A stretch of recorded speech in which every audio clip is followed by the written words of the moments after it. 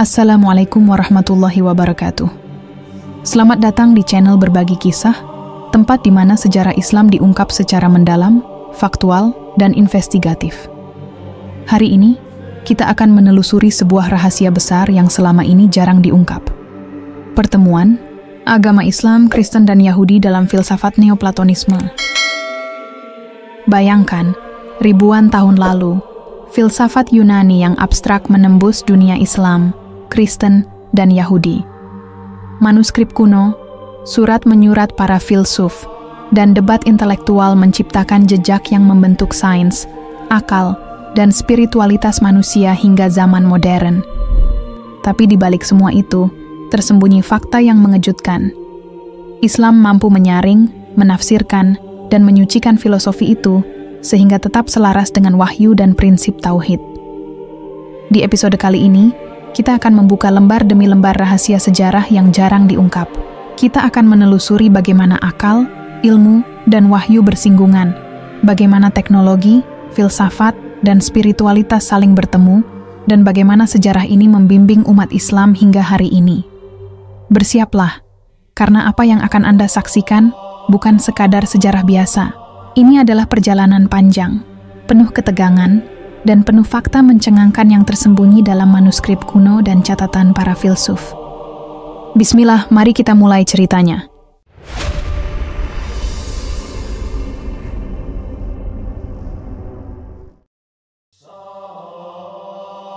Bayangkan, selembar naskah tua terbuka di hadapan Anda.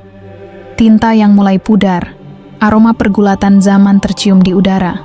Tulisan di dalamnya berbunyi. Di antara bayang-bayang filsafat Yunani, agama-agama samawi pernah bersentuhan, saling menatap, namun tak pernah benar-benar bersatu. Inilah kisah tentang pertemuan Islam, Kristen, dan Yahudi dalam filsafat Neoplatonisme. Sebuah bab tersembunyi dalam sejarah pemikiran manusia, di mana cahaya wahyu dan logika filsafat saling berhadapan dalam ruang yang sama. Awalnya, tidak.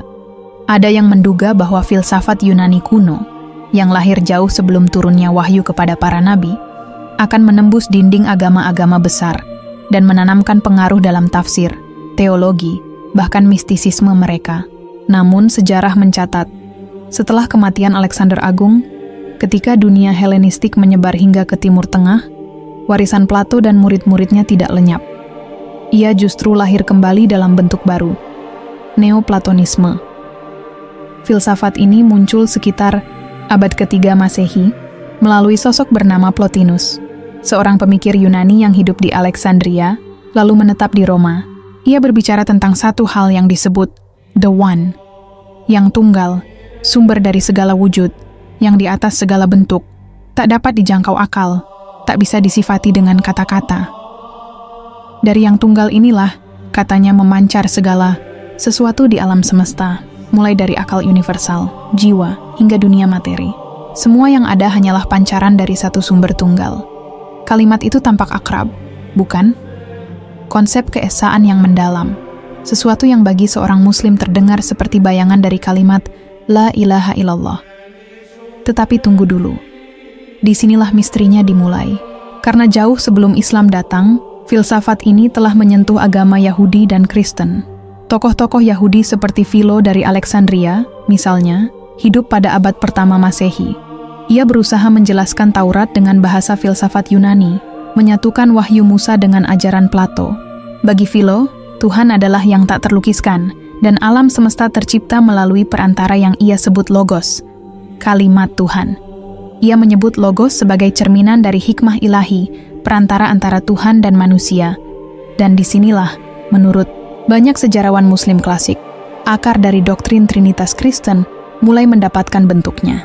Ketika sebagian teolog Kristen awal seperti Origenes dan Agustinus membaca Philo dan Plotinus, konsep logos, kalimat, berubah menjadi anak Tuhan, sementara yang tunggal dijadikan Bapa. Hubungan metafisik ini kemudian dikemas dalam doktrin Trinitas, sebuah transformasi teologis yang memadukan teks-teks Injil dengan filsafat Yunani. Namun ketika wahyu Islam turun kepada Nabi Muhammad SAW, Al-Quran datang untuk meluruskan simpang jalan itu. Allah berfirman dalam Quran Surat Al-Ikhlas ayat 1-4, Katakanlah, dialah Allah yang Maha Esa. Allah tempat bergantung segala sesuatu. Dia tidak beranak dan tidak pula diperanakan, dan tidak ada sesuatu pun yang setara dengannya. Ayat ini seakan menjadi benteng terakhir melawan gelombang neoplatonisme dan teologi campuran yang melanda dunia kala itu. Tetapi kisah ini tidak berhenti di situ. Justru, di masa kekhalifahan Islam, khususnya pada masa Bani Abbasiyah, filsafat neoplatonisme kembali muncul, kali ini dengan wajah baru, melalui proyek penerjemahan besar-besaran di kota Baghdad. Bayangkan suasana di Bait Al-Hikmah, rumah kebijaksanaan. Di bawah kepemimpinan Khalifah Al-Ma'mun, ratusan karya Yunani diterjemahkan ke bahasa Arab. Di antara naskah-naskah itu, bukan hanya karya Plato dan Aristoteles, tetapi juga karya Plotinus dan Proklus, dua tokoh besar neoplatonisme. Namun, menariknya, karya Plotinus yang diterjemahkan saat itu justru disalahpahami sebagai karya Aristoteles, karena diberi judul Theologia Aristotelis, Teologi Aristoteles. Selama berabad-abad, para filsuf muslim seperti Al-Farabi dan Ibn Sina menganggap teks itu benar-benar tulisan Aristoteles, padahal isinya adalah inti ajaran neoplatonisme, tentang emanasi, jiwa universal, dan penyatuan dengan yang tunggal. Dari sinilah misteri intelektual Islam bermula. Para ulama besar seperti Al-Ghazali memerhatikan adanya pengaruh halus dalam cara para filsuf mendeskripsikan Tuhan. Mereka berbicara tentang yang wujud pertama, akal pertama, pancaran eksistensi, dan kembali kepada sumber. Bagi sebagian kalangan, istilah-istilah ini berbahaya, karena jika tidak hati-hati, ia bisa menyeret seseorang keluar dari makna tauhid yang murni. Namun para pemikir Islam tidak sekadar menelan konsep itu. Mereka menyaringnya, menundukkannya di bawah wahyu. Al-Farabi berbicara tentang al-wujud al-awwal, wujud pertama, tapi menegaskan bahwa ia bukan Tuhan dalam makna filsafat Yunani, melainkan Allah yang Esa, sebagaimana dijelaskan dalam Quran.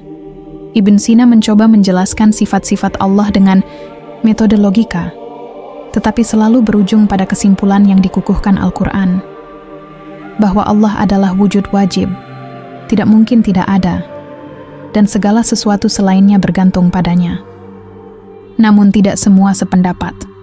Al-Ghazali, ulama besar dari Khurasan, menulis Tahafut al-Falasifah, kerancuan para filsuf, untuk menolak 3 ajaran berbahaya yang muncul dari neoplatonisme yang diserap ke dunia Islam, bahwa alam semesta kekal tanpa permulaan, bahwa Allah tidak mengetahui hal-hal kecil secara rinci, dan bahwa kebangkitan hanyalah bersifat ruhani, bukan jasmani. Al-Ghazali menegaskan, barang siapa meyakini hal itu, maka ia telah kafir. Namun yang menarik, bahkan dalam kritiknya, Al-Ghazali tetap menggunakan metode rasional yang berasal dari tradisi filsafat. Artinya, sekalipun Islam menolak neoplatonisme, dalam isinya, ia tetap memanfaatkannya sebagai alat untuk membangun ilmu kalam dan teologi rasional. Disinilah letak keajaibannya. Islam tidak terpengaruh, tapi justru menaklukkan filsafat itu dari dalam. Sementara itu, di dunia Kristen Eropa, konsep neoplatonisme justru menjadi dasar bagi teologi mistik. Tokoh seperti Augustinus dan kemudian Thomas Aquinas membangun teologi dengan perpaduan antara Injil dan pemikiran Yunani. Di dunia Yahudi, filsuf seperti Maimonides yang hidup di Andalusia dan sangat akrab dengan pemikiran Islam menggunakan metode yang sama. Dalam bukunya Guide for the Perplexed, ia berbicara tentang Tuhan yang tak terjangkau akal, yang hanya dapat dikenal melalui sifat-sifat negatif. Konsep yang jelas berasal dari neoplatonisme. Namun, disinilah hal yang jarang diketahui sejarah umum. Sumber terbesar dari semua itu justru datang dari dunia Islam sendiri. Manuskrip-manuskrip Yunani yang kini tersimpan di perpustakaan Eropa, dari Plotinus, Plato, hingga Aristoteles, di kebanyakan berasal dari terjemahan Arab yang dikirim dari Baghdad, Kairo, dan Andalusia. Tanpa ilmuwan Muslim seperti Hunain ibn Ishaq, Al-Kindi, dan Ibn Rushd, dunia Barat tidak akan pernah mengenal neoplatonisme. Ironinya, ketika Eropa mulai membangun peradaban dengan warisan filsafat itu, dunia Islam justru mulai menegaskan batas antara wahyu dan akal. Ibnu Taimiyah misalnya, dalam Dar Ta'arud al-Aql wa an-Naql, menegaskan bahwa akal yang sehat tidak mungkin bertentangan dengan wahyu, tetapi wahyu tetap menjadi sumber tertinggi. Ia melihat bahaya dari filsafat yang terlalu menuhankan rasio, sebab, sebagaimana firman Allah dalam Quran Surat Al-Baqarah ayat 23, kitab ini tidak ada keraguan di dalamnya, petunjuk bagi orang-orang yang bertakwa, yaitu mereka yang beriman kepada yang gaib, mendirikan salat, dan menafkahkan sebagian rezeki yang kami berikan kepada mereka. Iman kepada yang gaib, hal yang tak dapat dijangkau logika manusia, adalah inti yang tidak dapat disentuh oleh filsafat manapun. Namun jejak neoplatonisme tetap tersisa di beberapa aspek pemikiran Islam. Dalam tasawuf misalnya, konsep al-fana, lenyapnya diri dalam kehadiran Allah, sering dikaitkan oleh para orientalis dengan gagasan penyatuan jiwa dengan yang tunggal dalam neoplatonisme. Tetapi para sufi sejati seperti Al-Junaid Al-Baghdadi menolak pemahaman itu. Ia berkata, fana bukan berarti bersatu dengan Allah, melainkan hilangnya kesadaran terhadap selain Allah. Sebuah penegasan yang membedakan antara tauhid Islam dan panteisme. Yunani inilah garis halus yang membedakan Islam dari dua agama sebelumnya yang sempat terpengaruh oleh neoplatonisme. Jika Yahudi mencoba memahami Tuhan melalui akal, dan Kristen menjembatani Tuhan dengan logos, maka Islam menegaskan bahwa hubungan manusia dengan Allah tidak membutuhkan perantara logika atau metafisika Yunani, cukup dengan wahyu, iman, dan ketundukan. Namun meski menolak, Islam tetap menjadi jembatan utama yang menyatukan ketiganya dalam sejarah intelektual dunia. Dari Baghdad ke Cordoba, dari Alexandria ke Damaskus, pertemuan ide ini membentuk fondasi bagi apa yang kemudian disebut filsafat abad pertengahan. Dan yang mencengangkan, inti dari seluruh perdebatan itu bermuara pada satu pertanyaan besar. Apakah kebenaran dapat dicapai melalui akal atau hanya melalui wahyu? Pertanyaan itu masih menggema hingga kini. Dalam setiap ruang kuliah, setiap kitab tafsir, setiap perdebatan ilmiah, bayangan neoplatonisme masih terasa.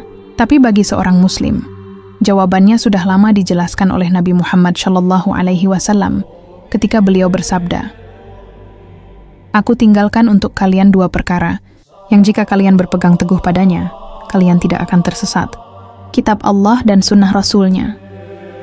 Sebuah pernyataan yang menutup lingkaran panjang sejarah antara wahyu dan filsafat, antara akal dan iman, antara cahaya Yunani dan nur ilahi. Namun, apakah pertemuan itu benar-benar berakhir? Atau justru baru saja dimulai kembali di era modern, ketika manusia kembali menuhankan rasio dan meninggalkan wahyu? Rahasia itu mungkin masih tersimpan di perpustakaan tua Baghdad yang terbakar, di antara abu kitab-kitab Yunani, atau di dalam hati para ulama yang memahami bahwa kebenaran sejati hanya milik Allah semata. Di antara rak-rak yang nyaris runtuh, sebuah manuskrip berdebu ditemukan. Di bagian pinggirnya tertulis dengan tinta Arab, kitab ini adalah tafsir akal atas wahyu, tapi wahyu tetap lebih tinggi dari akal. Tanda tangan di bawahnya adalah nama yang nyaris tidak terbaca, tetapi sebagian besar ahli yakin itu tulisan seorang murid Ibnu Rushd. Cordoba, kota yang pernah menjadi jantung peradaban Islam di Andalusia, adalah saksi bagaimana Islam berinteraksi secara langsung dengan warisan filsafat Yunani. Dari sini, melalui terjemahan ke bahasa Latin, ide-ide neoplatonisme menyebar ke Eropa. Ironinya, ketika dunia Islam mulai menegaskan batas antara wahyu dan filsafat, dunia Kristen justru membuka pintu selebar-lebarnya. Para teolog di Eropa Barat membaca karya Ibn Sina dan Ibn Rushd seolah menemukan harta karun yang hilang. Dari sanalah muncul apa yang disebut skolastisisme, sebuah gerakan yang berusaha menjelaskan iman dengan logika. Thomas Aquinas, tokoh besar gereja Katolik, meminjam konsep wujud wajib dari Ibnu Sina, namun menafsirkannya dengan sudut pandang Trinitas. Ia menulis dalam Summa Theologica bahwa segala sesuatu yang ada bergantung pada satu sumber utama, tetapi ia tetap menyebut sumber itu sebagai Bapa dalam struktur Trinitas.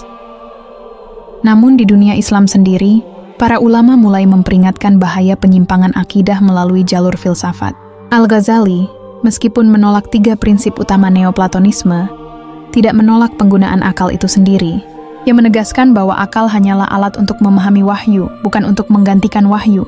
Sementara Ibnu Taimiyah menolak keras upaya penyatuan agama melalui jalan filsafat, karena menurutnya, itu akan mengaburkan batas antara kebenaran dan kesesatan. Disinilah sebuah pertarungan intelektual panjang dimulai. Pertarungan yang tidak dilakukan dengan pedang, tetapi dengan pena, sebuah perang ideologi antara nur wahyu dan cahaya akal. Ketika Baghdad dihancurkan oleh pasukan Mongol pada tahun 1258 Masehi, api yang membakar Bait al-Hikmah seolah memadamkan sinar filsafat di dunia Islam.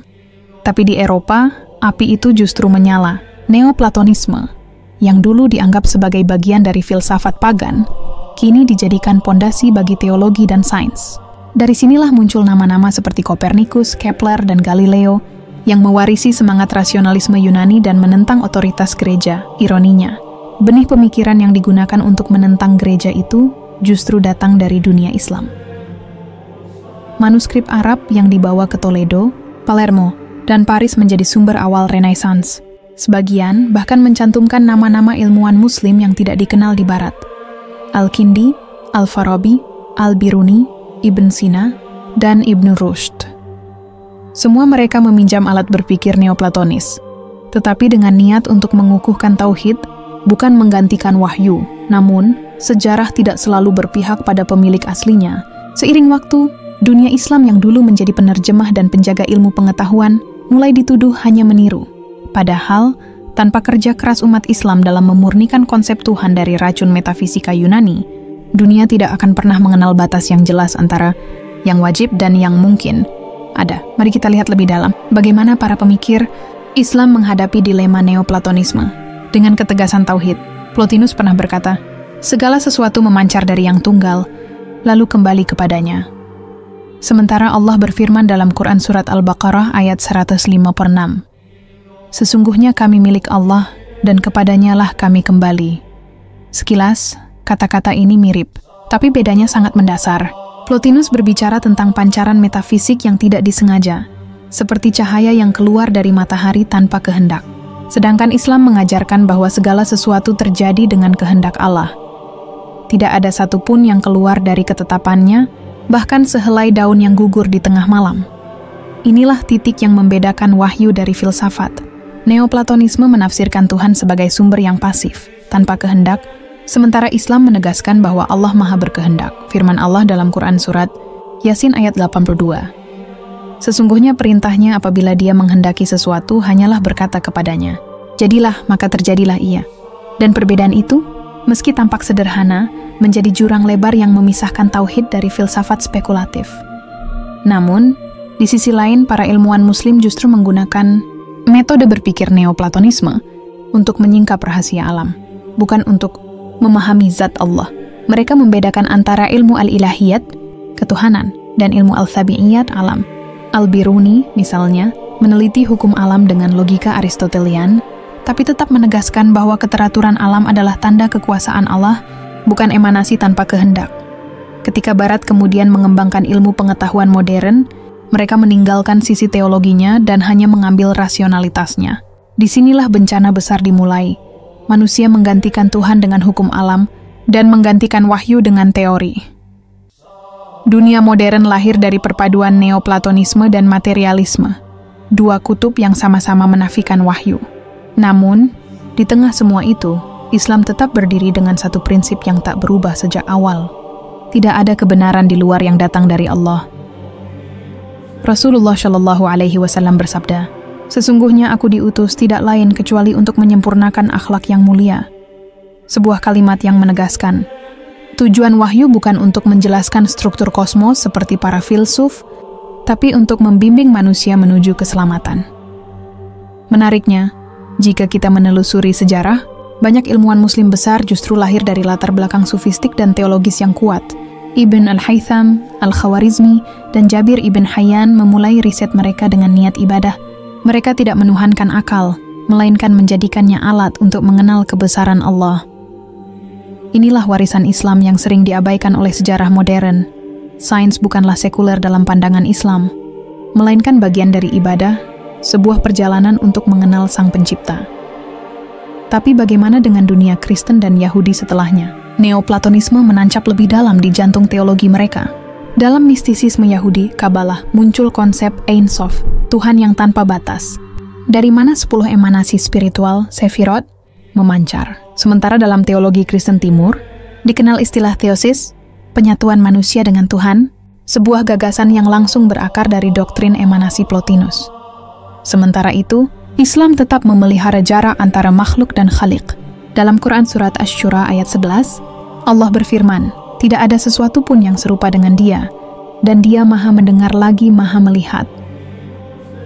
Ayat ini menjadi perisai yang memisahkan Islam dari seluruh ajaran metafisika yang berpotensi menuhankan ciptaan.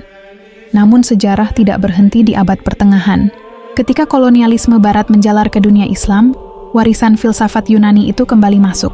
Kali ini dalam bentuk modern, rasionalisme, sekularisme, dan humanisme. Para cendekiawan Muslim abad ke-19 dan ke-20 mulai bergulat lagi dengan pertanyaan lama. Bisakah wahyu berdiri sejajar dengan filsafat? Di Mesir, Muhammad Abduh mencoba membangun teologi rasional baru, menafsirkan ulang ayat-ayat dengan pendekatan logis.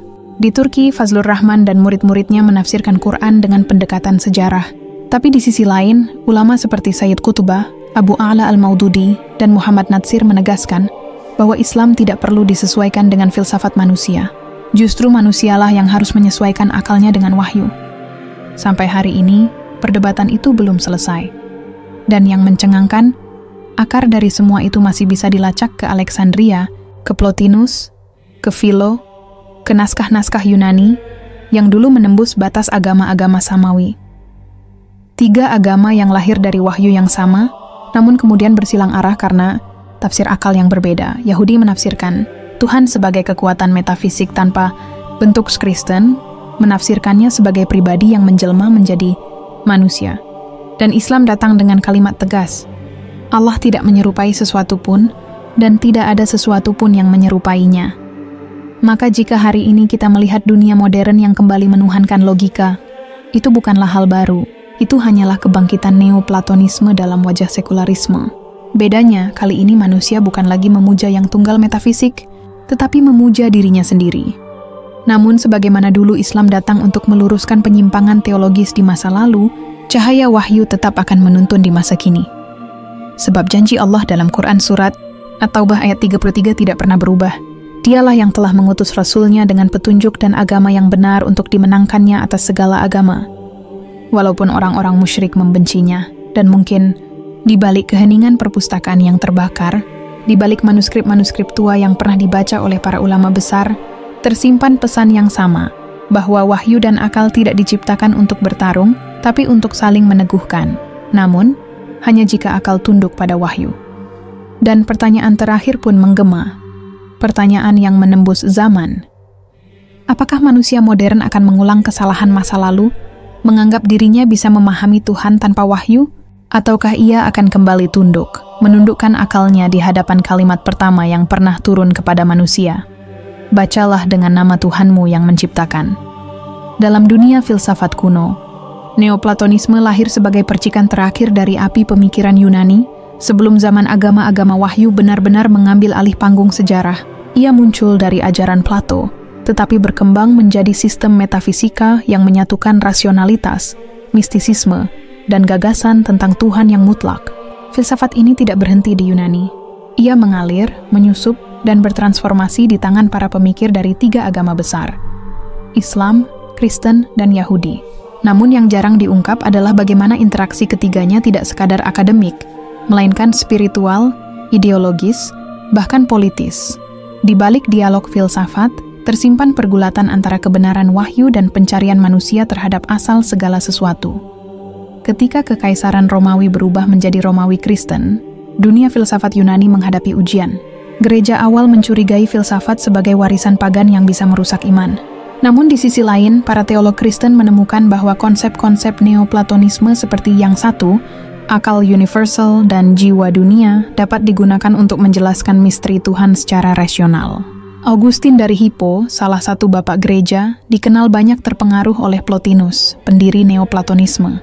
Dari sinilah muncul gagasan bahwa Tuhan adalah sumber segala wujud, dan seluruh ciptaan hanyalah pancaran dari cahayanya. Ide ini kelak menjadi jembatan pemikiran antara teologi Kristen dan teosofi Islam beberapa abad kemudian. Namun, kisah besar itu berubah arah ketika Islam datang. Di tengah dunia yang porak-poranda oleh perang dan kebingungan spiritual, wahyu yang dibawa Nabi Muhammad SAW menegaskan tauhid secara mutlak. Katakanlah, Dialah Allah yang Maha Esa, Allah tempat bergantung segala sesuatu. Dia tidak beranak dan tidak diperanakkan, dan tidak ada sesuatu pun yang setara dengannya. Quran Surat Al-Ikhlas ayat 1-4. Tauhid ini menjadi dasar bagi semua pemikiran Islam. Tetapi, menariknya, ketika peradaban Islam berkembang dan mulai menyerap ilmu pengetahuan dari Yunani, Persia, dan India, Neoplatonisme kembali muncul, kali ini dengan wajah yang lebih islami. Pada masa Khalifah Al-Ma'mun, gerakan penerjemahan besar-besaran berlangsung di Bait Al-Hikmah, Baghdad. Di sanalah naskah-naskah Yunani diterjemahkan ke dalam bahasa Arab, termasuk karya Plotinus yang dalam terjemahan Arab dikenal sebagai Theologia Aristotelis. Padahal sejatinya bukan karya Aristoteles, melainkan adaptasi dari Aeneas karya Plotinus yang telah disunting dan disesuaikan oleh filsuf-filsuf Syria. Dari sinilah lahir gelombang baru dalam filsafat Islam, di mana ajaran Neoplatonisme diolah untuk menjelaskan hubungan antara Allah, akal, dan alam semesta tanpa menyalahi prinsip tauhid. Al-Farabi adalah tokoh pertama yang berhasil menyatukan rasionalitas Aristotelian dengan spiritualitas Neoplatonis. Ia menggambarkan Allah sebagai wujud pertama yang darinya memancar semua akal dan alam semesta melalui proses emanasi. Namun, berbeda dengan Plotinus yang menganggap emanasi itu tak sadar, Al-Farabi menegaskan bahwa penciptaan adalah kehendak Allah. Kemudian Ibnu Sina, Avicenna, mengembangkan lebih jauh, menjelaskan bahwa segala sesuatu di alam ini memiliki wujud mungkin, sementara hanya Allah yang memiliki wujud wajib.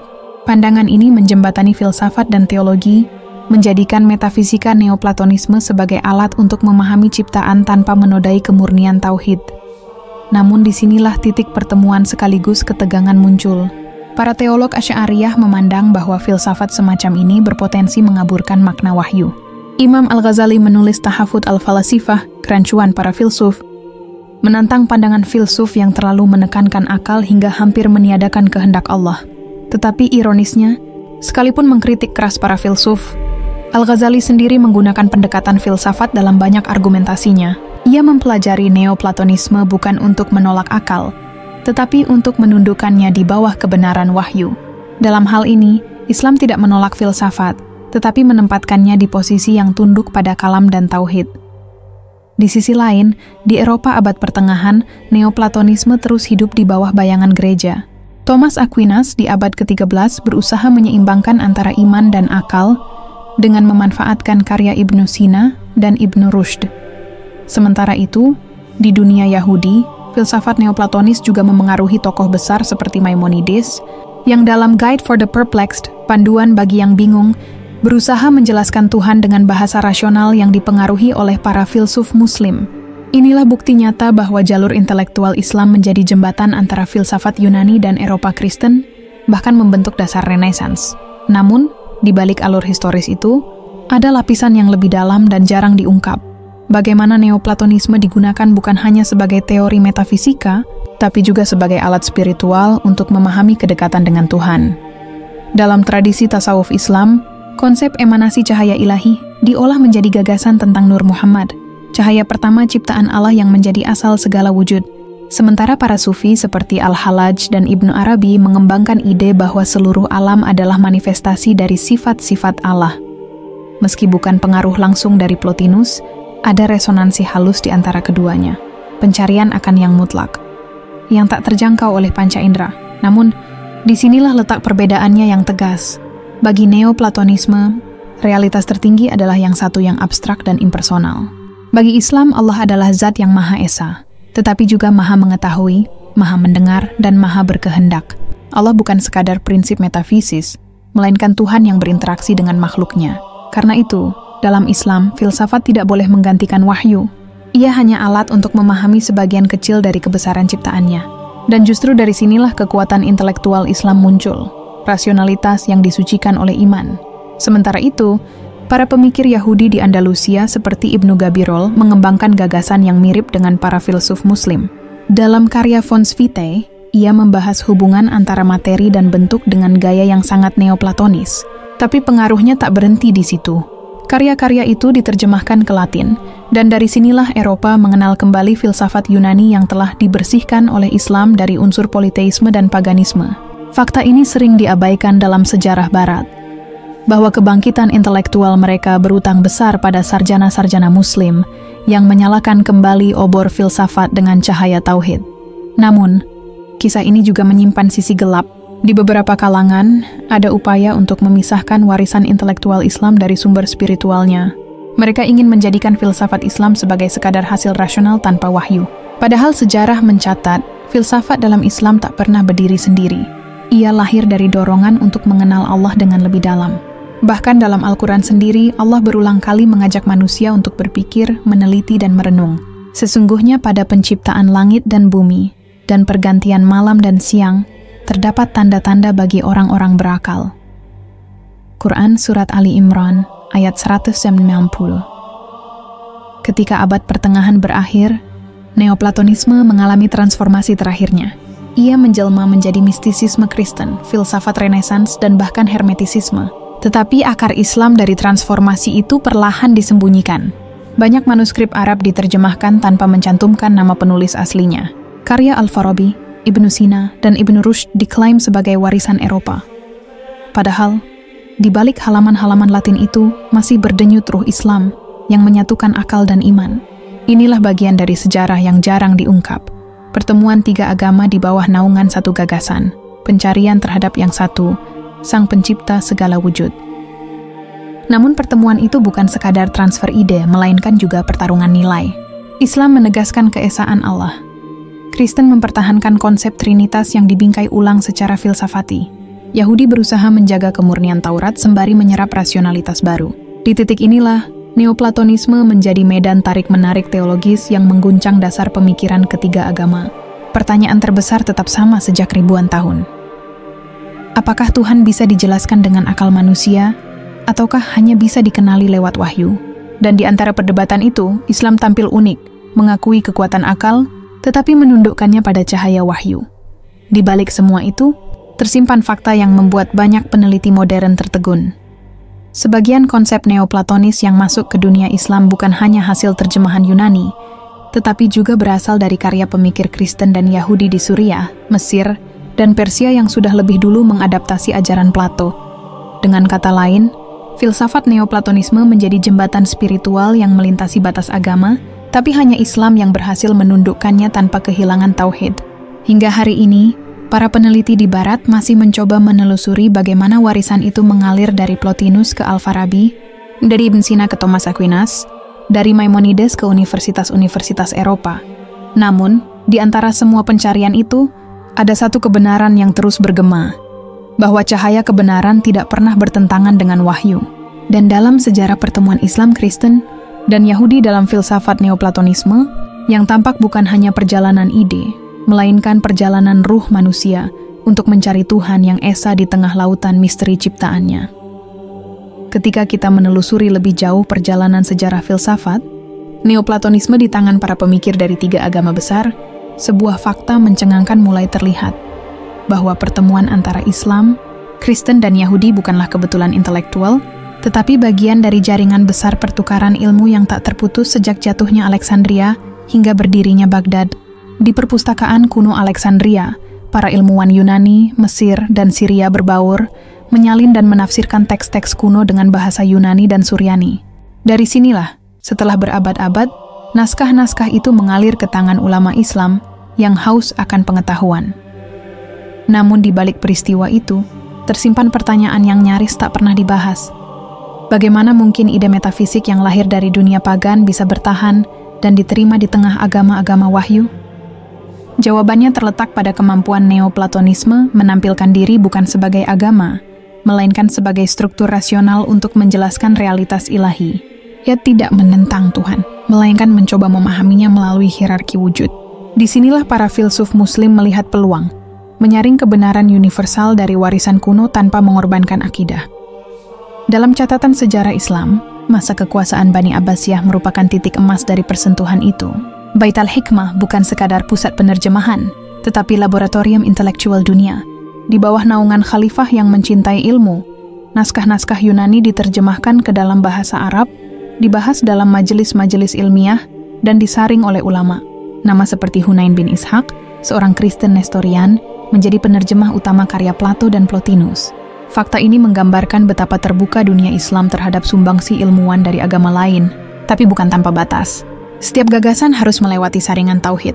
Jika bertentangan dengan Al-Quran dan Sunnah, ia akan ditolak. Menariknya, dokumen yang ditemukan di perpustakaan kuno Damaskus menunjukkan bahwa versi Arab dari karya Eneas bukanlah terjemahan literal. Ada tambahan kalimat-kalimat yang menunjukkan penyesuaian dengan teologi Islam. Misalnya, konsep yang satu diubah menjadi al-awwal, dan setiap emanasi dijelaskan sebagai perintah Allah yang berjalan dengan hikmah, bukan sekadar akibat mekanis. Ini menunjukkan bahwa para ulama tidak hanya menyalin, tapi menafsirkan ulang sesuai dengan keyakinan Islam. Dari sinilah, filsafat Neoplatonisme berubah menjadi apa yang oleh para peneliti modern disebut Neoplatonisme Islam, bukan sekadar adaptasi, melainkan transformasi spiritual yang berakar pada tauhid. Namun, jejak Neoplatonisme tidak hanya berhenti di Baghdad. Ia mengalir ke Andalusia, pusat kebangkitan intelektual dunia Islam di barat.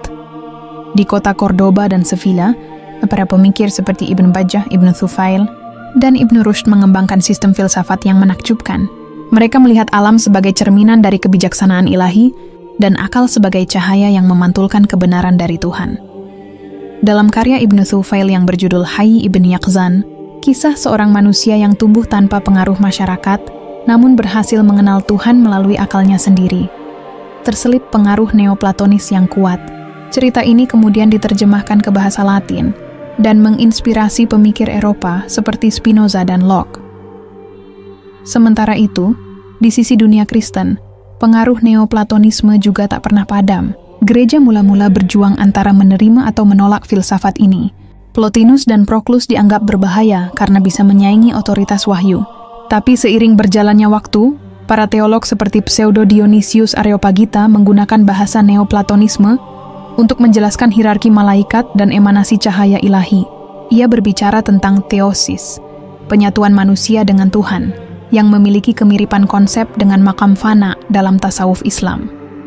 Kesamaan ini mencengangkan banyak peneliti modern karena menunjukkan adanya akar metafisika yang sama, meskipun dengan arah spiritual berbeda.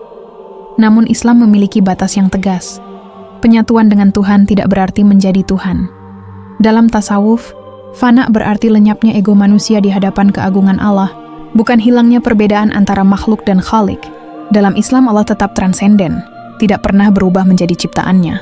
Disinilah titik perbedaan paling mendasar dengan mistisisme Kristen dan Neoplatonisme murni. Allah dalam Islam bukan yang tak terlukiskan dalam arti impersonal, tetapi Tuhan yang mengenal, berkehendak, dan berbicara kepada hambanya melalui wahyu. Namun, di luar wilayah teologis, pengaruh Neoplatonisme pada ilmuwan Muslim sangat luas. Dalam astronomi misalnya, konsep harmoni kosmos Neoplatonis menginspirasi Al-Farghani dan Al-Battani. Dalam matematika, ide bahwa bilangan merefleksikan keteraturan ilahi muncul dalam karya Al-Kindi. Bahkan dalam seni Islam, struktur geometris masjid dan kaligrafi mengandung jejak filsafat ini. Manifestasi dari kesatuan dalam keragaman, simbol dari tauhid yang diungkap melalui bentuk. Tidak berlebihan jika dikatakan bahwa Neoplatonisme menjadi bahasa universal yang memungkinkan Islam berbicara dengan dunia kuno tanpa kehilangan identitasnya. Tetapi di sisi lain, filsafat ini juga menimbulkan perpecahan intelektual. Para ulama Asy'ariyah dan Hanabilah menolak keras gagasan emanasi yang mereka anggap bertentangan dengan konsep penciptaan dari ketiadaan. Mereka menegaskan bahwa alam semesta bukan hasil pancaran dari Tuhan, melainkan ciptaan yang terpisah dan bergantung sepenuhnya kepada kehendaknya. Imam Ahmad bin Hambal dan kemudian para ulama Ahlus Sunnah menegaskan posisi yang kokoh, bahwa tidak ada sesuatu pun yang serupa dengan Allah, dan Dia tidak membutuhkan perantara dalam menciptakan. Filsafat boleh menjadi alat berpikir, tetapi tidak boleh menjadi sumber akidah. Prinsip inilah yang menjaga kemurnian Islam dari penyelewengan spekulatif yang menjerumuskan agama lain. Namun fakta menarik muncul dalam dunia Yahudi abad pertengahan. Di tangan Maimonides, ajaran Neoplatonis diterjemahkan dalam bahasa teologi Yahudi dan menghasilkan sintesis luar biasa. Ia menyebut Tuhan sebagai wujud pertama yang tidak tersentuh oleh perubahan, dan seluruh ciptaan mengalir dari kehendaknya melalui akal pertama. Tapi di balik filsafatnya, Maimonides mengakui secara terbuka bahwa ia sangat terinspirasi oleh para filsuf Muslim. Ia bahkan menulis dalam bahasa Arab dan menjadikan Al-Farabi serta Ibnu Sina sebagai sumber utamanya. Fakta ini jarang diungkap dalam buku-buku sejarah Yahudi modern, namun dokumen dari Cairo Geniza membuktikan bahwa pemikiran Maimonides tumbuh di Lingkungan Islam dan banyak diwarnai oleh pandangan teolog Asy'ariyah. Begitu juga di dunia Kristen Latin. Thomas Aquinas dan para pemikir skolastik mengenal filsafat Yunani melalui karya terjemahan Muslim. Ibnu Rushd, Averroes, bahkan dijuluki The Commentator oleh sarjana Eropa karena tafsirnya terhadap Aristoteles dianggap paling otoritatif. Namun yang mereka jarang sebut adalah bahwa di balik tafsir rasional Ibnu Rushd tersimpan nilai-nilai tauhid Islam. Ia menulis bahwa akal manusia hanyalah jalan untuk memahami hikmah Allah, bukan untuk menggantikan wahyu. Sayangnya, dalam proses penerjemahan, semangat tauhid itu banyak dihapus atau disamarkan agar sesuai dengan doktrin gereja.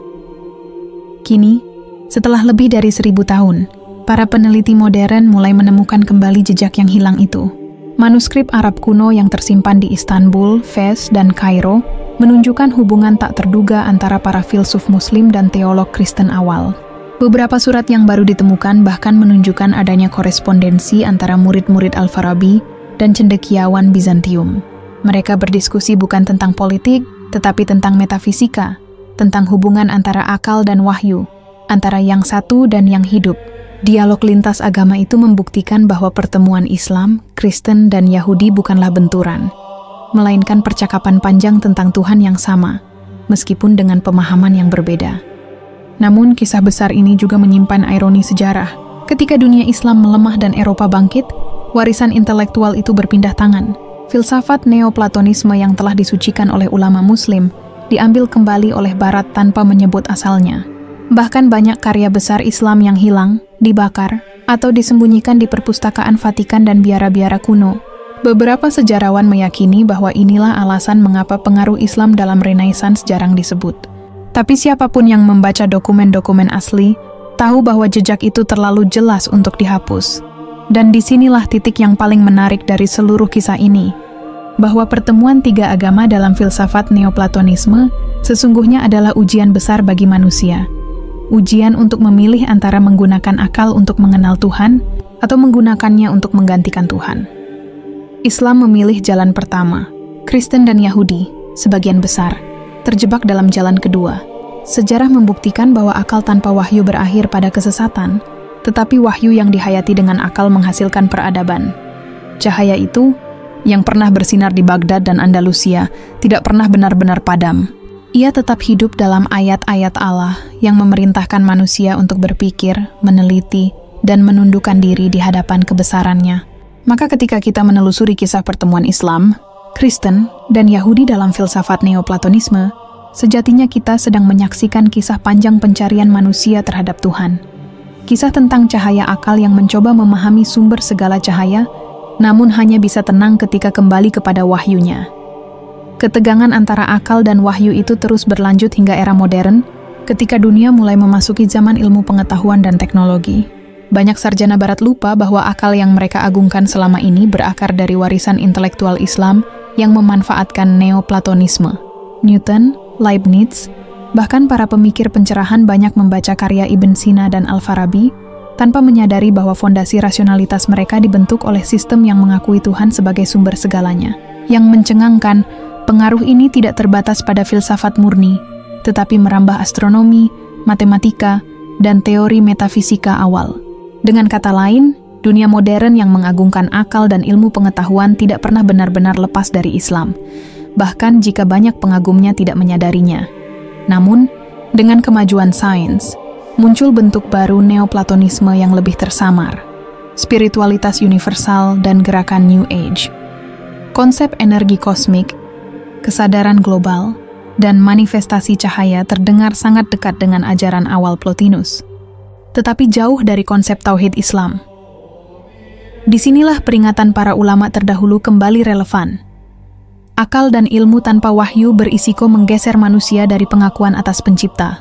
Islam menegaskan bahwa ilmu harus selalu diikat dengan kesadaran akan Allah, bahwa setiap penelitian, setiap pemikiran harus kembali pada prinsip penghambaan dan pengakuan terhadap Yang Maha Esa. Menariknya, ketika teknologi modern semakin maju, dari komputer hingga kecerdasan buatan, pertanyaan klasik Neoplatonisme tentang yang satu kembali muncul dalam bentuk baru.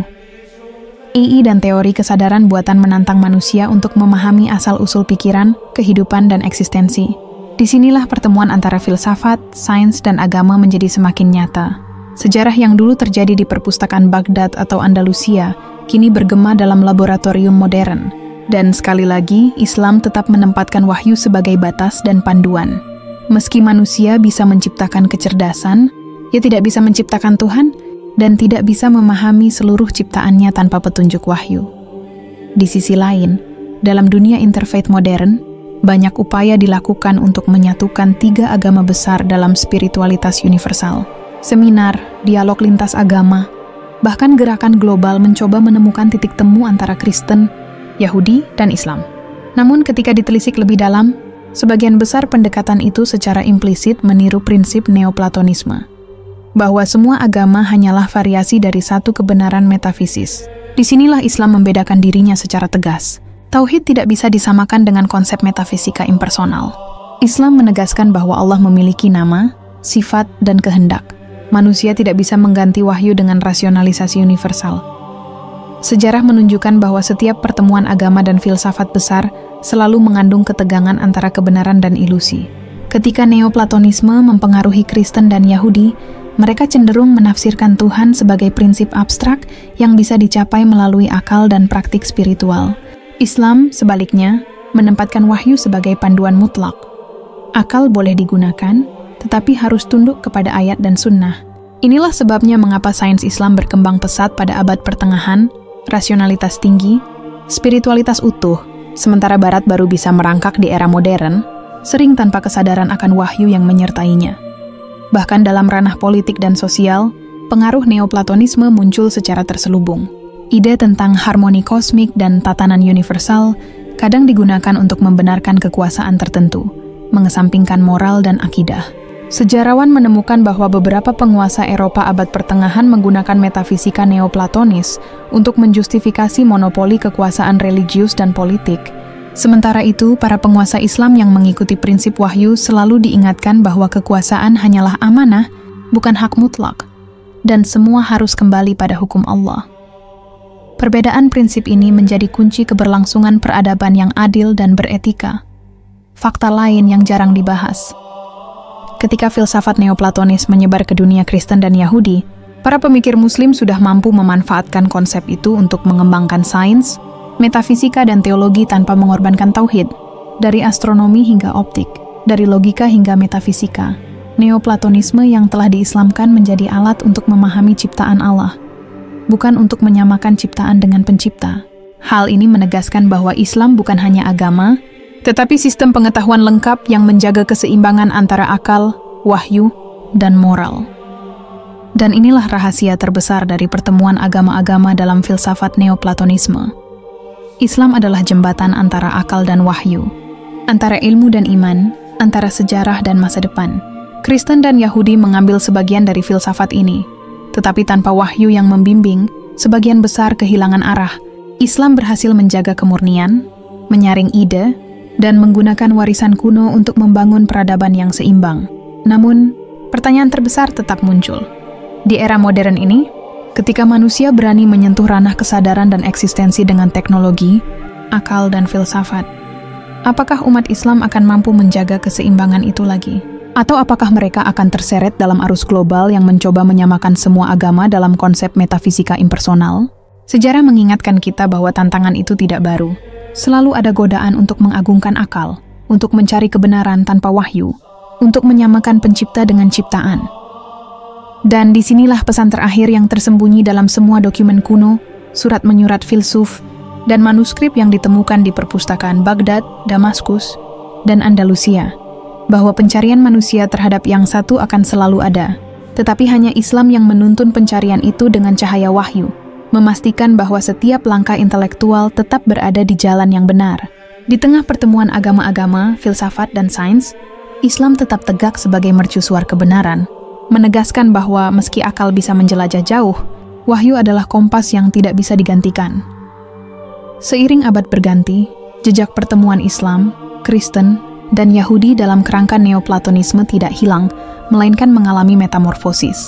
Saat Eropa memasuki Renaissance, manuskrip Arab yang dulu dikaji di Baghdad, Cordoba, dan Kairo diterjemahkan ke Latin. Banyak tokoh penting Barat, dari Kopernikus hingga Galileo, meminjam gagasan kosmos dan rasionalitas dari karya-karya Muslim tanpa mengetahui atau mengakui bahwa fondasi itu bersumber dari perpaduan filsafat Yunani yang telah diislamkan. Hal ini membuktikan fakta yang jarang diungkap. Modernitas Barat dalam sains dan filsafat tidak lahir dari kehampaan, tetapi berdiri di atas warisan intelektual Islam yang memanfaatkan neoplatonisme untuk menjembatani akal dan wahyu. Namun perjalanan ini juga penuh ketegangan. Di satu sisi, ide-ide neoplatonis yang sudah diislamkan memfasilitasi perkembangan ilmu pengetahuan. Di sisi lain, muncul bahaya memisahkan akal dari wahyu. Manuskrip yang diterjemahkan ke Latin seringkali kehilangan bagian-bagian yang menekankan keesaan Allah. Sejarawan modern menemukan bukti bahwa editor dan penerjemah kadang sengaja menghilangkan rujukan tauhid agar sesuai dengan teologi Kristen. Akibatnya, generasi Eropa mengenal filsafat rasional, tetapi kehilangan konteks spiritual asli. Padahal dalam Islam, pemisahan semacam ini tidak mungkin terjadi. Al-Quran berulang kali menegaskan bahwa akal, ilmu, dan wahyu adalah satu kesatuan yang tidak dapat dipisahkan, dan Dia mengajarkan kepada manusia apa yang tidak diketahuinya. Quran Surat Al-Alaq ayat 5. Fakta lain yang jarang dibahas adalah bagaimana neoplatonisme memengaruhi spiritualitas Muslim di berbagai tingkatan. Para sufi, seperti Ibnu Arabi, mengadopsi gagasan hierarki wujud dari Plotinus, tetapi menafsirkan ulang dengan tauhid. Alam semesta dipandang sebagai cerminan sifat-sifat Allah, dan manusia diundang untuk mengenal Allah melalui renungan, zikir, dan cinta ilahi. Konsep ini kemudian menjadi panduan bagi pengembangan ilmu, seni, dan etika dalam masyarakat Islam. Berbeda dengan tradisi Kristen dan Yahudi, yang sebagian besar menekankan metafisika abstrak, Islam menjadikan filsafat sebagai alat praktis untuk meningkatkan iman, memperkuat moral, dan memperluas pemahaman manusia tentang ciptaan Allah. Ketegangan semakin terasa ketika agama-agama besar lain mulai menggunakan neoplatonisme untuk memperkuat doktrin mereka sendiri. Kristen skolastik menekankan akal untuk membuktikan trinitas. Yahudi filosofis menggunakan rasionalitas untuk menjelaskan wujud pertama, sementara Islam menekankan bahwa akal hanyalah sarana untuk memahami ciptaan, bukan Tuhan. Pertemuan ini menunjukkan bahwa neoplatonisme menjadi medan ujian intelektual. Apakah manusia akan menggunakannya untuk menegakkan kebenaran, atau untuk menafsirkan Tuhan sesuai keinginan sendiri? Islam hadir sebagai penyeimbang, menunjukkan bahwa wahyu adalah batas, akal adalah alat, dan pencarian pengetahuan harus selalu kembali kepada Pencipta. Di era modern, tantangan itu menjadi lebih kompleks. Dengan munculnya ilmu fisika kuantum, kecerdasan buatan, dan neurofilsafat, pertanyaan klasik tentang asal-usul, kesadaran, dan eksistensi kembali relevan. AI misalnya, mampu meniru logika manusia, memproses informasi, bahkan menghasilkan ide-ide baru. Namun ia tetap tidak bisa mengenal Allah, tidak bisa menundukkan diri kepada wahyu, dan tidak mampu membedakan moral benar dan salah tanpa panduan manusia. Disinilah relevansi sejarah. Pertemuan filsafat, agama, dan akal yang terjadi ribuan tahun lalu bukan sekadar masa lalu, tetapi pelajaran hidup bagi umat Islam hari ini. Akal dan teknologi boleh maju, tetapi wahyu tetap menjadi kompas yang menuntun agar tidak tersesat. Sementara itu, gerakan interfaith dan spiritualitas global mencoba menyamakan pengalaman religius dari berbagai agama. Mereka mengklaim menemukan prinsip universal dalam pencarian Tuhan, atau kesadaran kosmik, istilah yang mirip dengan hierarki neoplatonis. Namun pendekatan ini sering menghapus unsur tauhid, sehingga mirip dengan neoplatonisme murni yang hanya menekankan yang satu tanpa sifat-sifat dan kehendak Tuhan. Islam menegaskan bahwa pencarian spiritual harus selalu dikembalikan pada wahyu, dan bahwa akal manusia, sekuat apapun, hanya dapat menapaki sebagian kecil dari kebesaran Allah. Fakta lain yang memukau adalah keberlanjutan pengaruh ini di seluruh dunia Islam. Dari Mesir hingga Maroko, dari Persia hingga India, pendidikan ilmu dan filsafat terus mempertahankan keseimbangan antara akal dan wahyu. Bahkan karya-karya ilmuwan Muslim modern masih menyelipkan gagasan rasional yang berakar dari neoplatonisme yang sudah disucikan oleh prinsip tauhid. Hal ini menunjukkan kontinuitas yang jarang diakui, bahwa warisan intelektual Islam bukan hanya sejarah, tetapi hidup dan relevan dalam menghadapi tantangan modern. Dan disinilah kebenaran yang paling penting, bahwa pertemuan Islam, Kristen dan Yahudi dalam filsafat Neoplatonisme adalah bukti sejarah bahwa manusia selalu mencari Tuhan, tetapi hanya Islam yang berhasil menjaga pencarian itu tetap benar. Semua peradaban lain mungkin memanfaatkan akal, tetapi tanpa wahyu mereka kehilangan arah. Manuskrip kuno, surat menyurat para filsuf, dan teks-teks terjemahan kuno menunjukkan bahwa Islam selalu menegaskan keseimbangan. Akal sebagai alat, wahyu sebagai kompas, dan penciptaan sebagai cerminan kebesaran Allah. Kini, ketika dunia modern menghadapi pertanyaan tentang kecerdasan, etika, dan eksistensi, pelajaran dari sejarah ini lebih relevan dari sebelumnya. Bahwa pencarian kebenaran tidak cukup dengan akal semata. Bahwa pertemuan agama dan filsafat selalu penuh godaan dan ketegangan. Bahwa Islam tetap menjadi mercusuar yang menuntun manusia untuk menemukan cahaya sejati.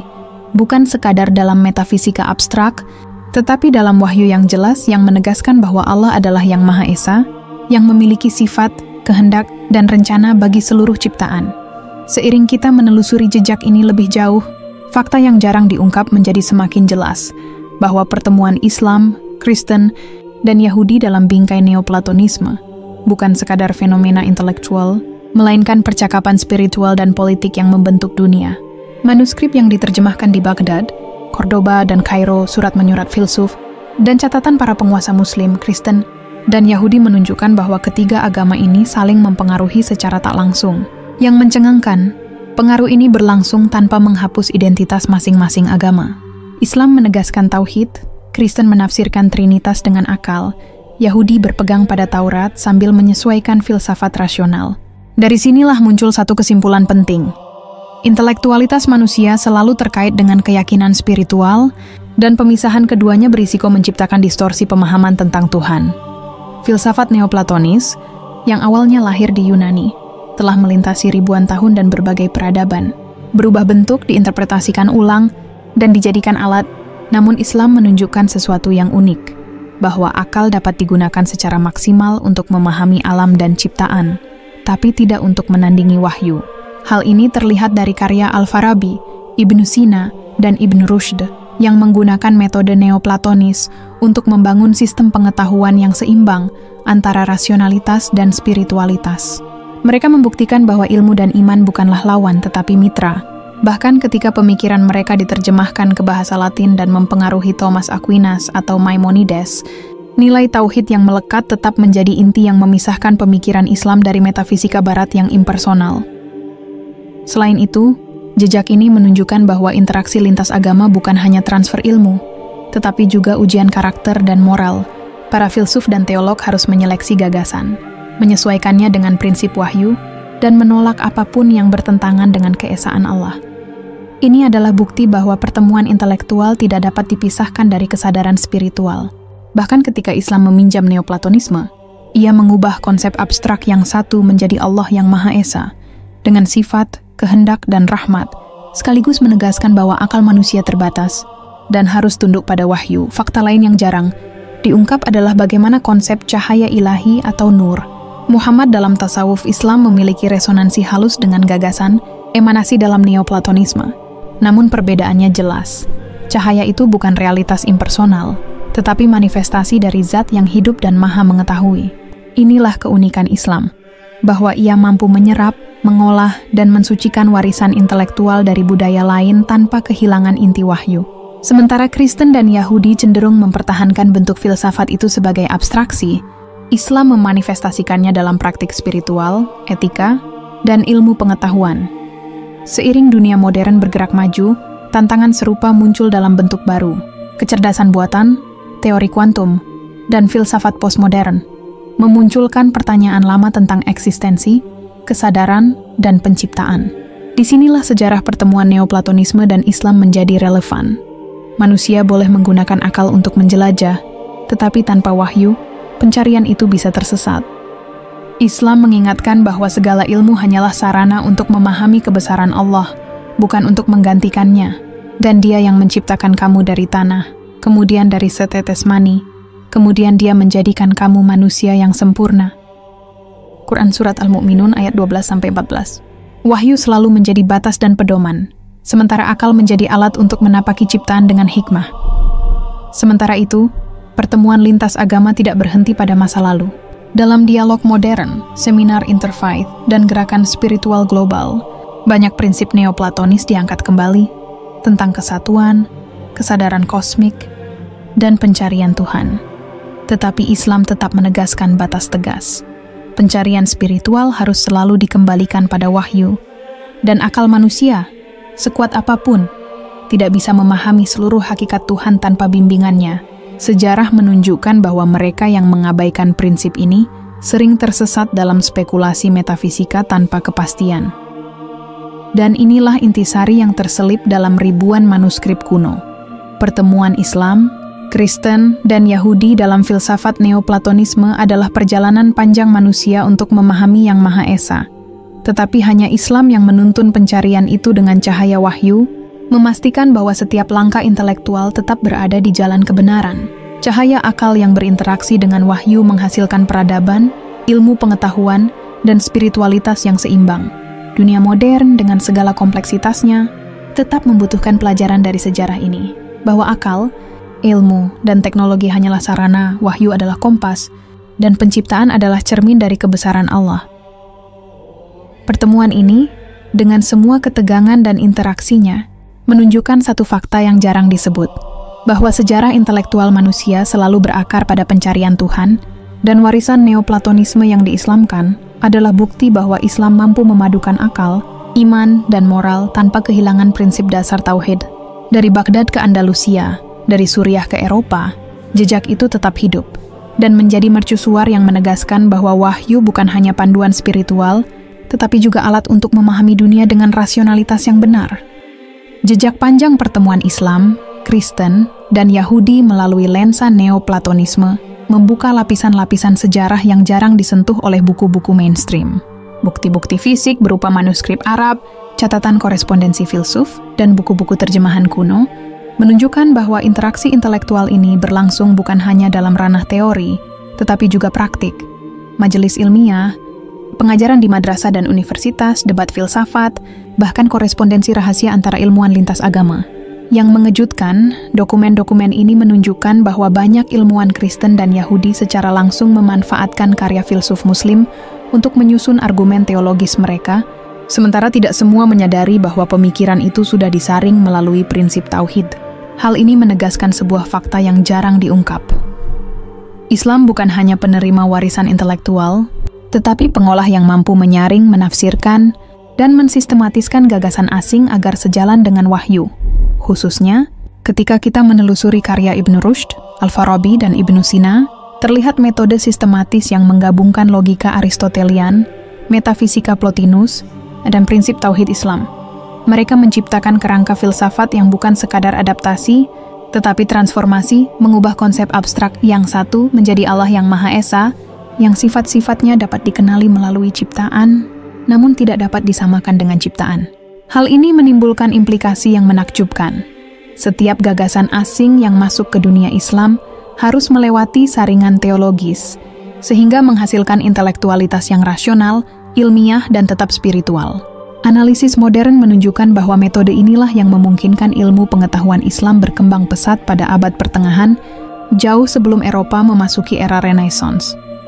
Namun, di balik pencapaian ini, terdapat ketegangan internal. Para ulama Asy'ariyah, Hanabilah, dan Ahli Sunnah menentang keras setiap pemikiran yang bisa menyesatkan akidah. Mereka menekankan bahwa alam semesta bukan emanasi Tuhan, melainkan ciptaan langsung dengan kehendak Allah yang mutlak. Batas ini menjadi pengaman agar intelektualitas tidak melampaui wahyu. Manuskrip yang ditemukan di Mesir dan Turki bahkan menunjukkan adanya debat sengit antara filsuf rasional dan ulama tradisional yang pada akhirnya memperkaya pemahaman masyarakat Islam. Antara akal dan wahyu, tidak boleh ada kompromi yang merusak tauhid. Selain itu, interaksi ini juga memengaruhi dunia spiritual. Para sufi dari Al-Hallaj hingga Ibnu Arabi memanfaatkan gagasan hierarki wujud neoplatonis, tetapi menafsirkannya dalam kerangka makam tasawuf. Alam semesta menjadi cerminan sifat-sifat Allah. Manusia menjadi sarana untuk mengenalnya melalui akal, cinta, dan zikir.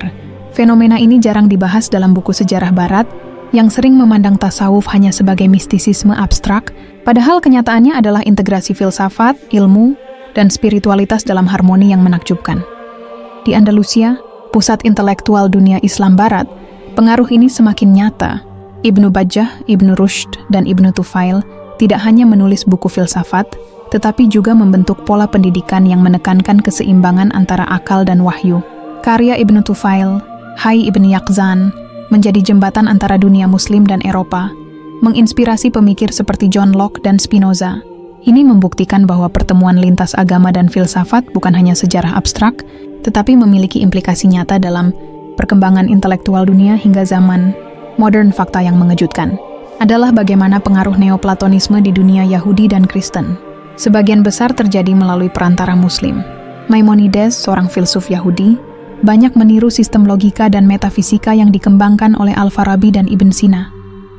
Thomas Aquinas di Eropa menerima banyak konsep Aristotelian yang telah dikomentari Ibn Rushd, namun tidak mengetahui bahwa filsafat itu sudah diislamkan dengan prinsip tauhid. Sejarawan modern menemukan bahwa warisan ini tidak hanya bentuk transfer ilmu, tetapi sebuah proses adaptasi, filtrasi, dan penyucian spiritual yang unik, hanya mungkin terjadi di dunia Islam.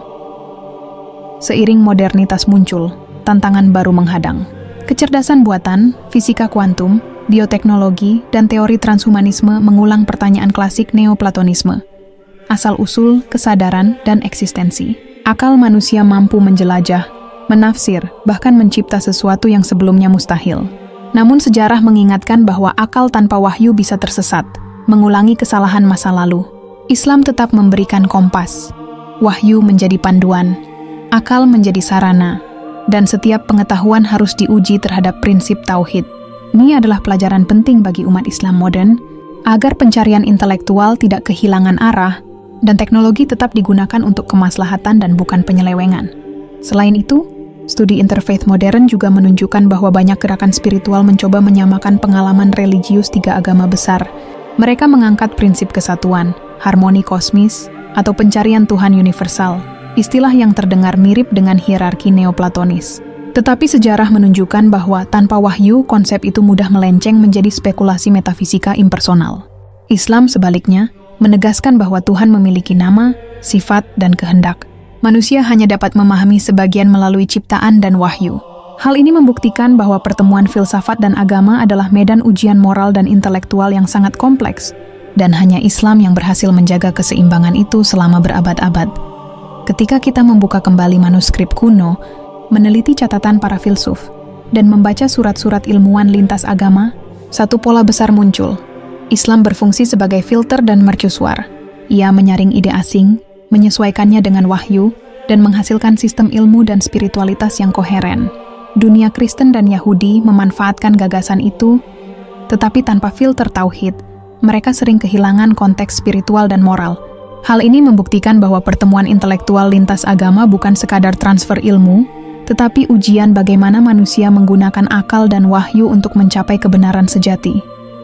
Dan dari sinilah muncul kesimpulan yang menakjubkan, bahwa sejarah intelektual manusia, dengan semua kompleksitasnya, selalu berakar pada pencarian Tuhan. Neoplatonisme hanyalah jembatan, wahyu adalah kompas, dan akal adalah alat. Islam telah menunjukkan bahwa akal dapat dimaksimalkan, ilmu dapat berkembang, spiritualitas dapat dalam, dan moral dapat dijaga, all dalam kerangka tauhid yang kokoh. Dari Baghdad ke Andalusia, dari Kairo ke Eropa, jejak ini tetap hidup, menegaskan bahwa warisan intelektual Islam bukan sekadar masa lalu, tetapi pedoman bagi pencarian manusia hingga era modern, bahkan dalam menghadapi tantangan kecerdasan buatan dan ilmu kontemporer. Sejarah pertemuan Islam, Kristen, dan Yahudi dalam kerangka Neoplatonisme bukan sekadar catatan masa lalu, tetapi cermin perjalanan manusia mencari kebenaran, dari manuskrip kuno di Baghdad dan Cordoba, hingga karya-karya Ibn Sina, Al-Farabi, dan Ibn Rushd, terlihat satu pola yang mencengangkan. Islam selalu menempatkan wahyu sebagai panduan utama, akal sebagai sarana, dan penciptaan sebagai cermin kebesaran Allah. Sementara Kristen dan Yahudi memanfaatkan filsafat ini, tanpa wahyu mereka hanya memperoleh bentuk rasionalitas tanpa arah spiritual yang jelas. Fakta ini menunjukkan sesuatu yang jarang diungkap, modernitas. Sains dan filsafat barat sebagian besar berdiri di atas warisan intelektual Islam yang telah memanfaatkan Neoplatonisme. Newton, Leibniz, hingga Galileo tanpa sadar membangun teori dan metodologi mereka dari konsep yang disaring melalui prinsip tauhid Islam. Dan meski dunia telah memasuki era teknologi, AI dan sains mutakhir, prinsip yang sama tetap berlaku. Akal dan pengetahuan manusia hanyalah alat, wahyu adalah kompas, dan kebesaran Allah tetap tak terjangkau. Di tengah globalisasi, dialog lintas agama, dan gerakan spiritual modern, ujian yang sama berulang. Konsep kesatuan, harmoni kosmik, atau kesadaran universal seringkali meniru neoplatonisme murni, tetapi tanpa wahyu, mudah melenceng menjadi metafisika impersonal. Islam menegaskan batas yang jelas. Tuhan memiliki nama, sifat, dan kehendak. Manusia hanya dapat mengenalnya melalui wahyu dan ciptaannya. Akal boleh digunakan untuk memahami alam semesta, menafsirkan fenomena, dan mengembangkan teknologi, tetapi tidak untuk menandingi atau menggantikan Allah. Dari sini muncul kesimpulan yang harus direnungkan. Sejarah intelektual umat manusia selalu terkait dengan pencarian spiritual. Islam berhasil menjadi mercusuar yang menjaga keseimbangan itu, menggabungkan akal, ilmu, spiritualitas, dan moral dalam satu kesatuan. Manuskrip kuno, surat menyurat para filsuf, dan catatan penguasa lintas agama menunjukkan bahwa pertemuan filsafat dan agama bukan sekadar transfer ilmu, tetapi ujian moral dan intelektual yang menentukan arah peradaban. Dan akhirnya, pelajaran terbesar yang bisa kita ambil hari ini adalah ini. Meski manusia boleh menaklukkan alam, memecahkan misteri eksistensi, dan mencipta teknologi canggih, mereka tidak boleh lupa bahwa wahyu tetap menjadi kompas. Akal hanyalah alat, dan seluruh ciptaan adalah cermin dari kebesaran Allah. Islam bukan hanya sejarah, bukan sekadar dokumen masa lalu, tetapi panduan hidup yang relevan untuk setiap era, dari abad pertengahan hingga zaman modern. Inilah rahasia yang selama ini jarang diungkap, bahwa pertemuan agama-agama dalam filsafat neoplatonisme membuktikan satu hal yang tidak bisa dibantah, bahwa Islam adalah jembatan antara akal dan wahyu, antara ilmu dan iman, antara sejarah dan masa depan. Dan disinilah manusia bisa menemukan cahaya sejati, bukan dalam filsafat murni, bukan dalam spekulasi metafisika, tetapi dalam wahyu yang menegaskan bahwa Allah adalah yang Maha Esa, yang Maha Mengetahui, dan Iksyada menengah Maha Menentukan seluruh alam semesta. Semoga bermanfaat. Wassalamualaikum warahmatullahi wabarakatuh.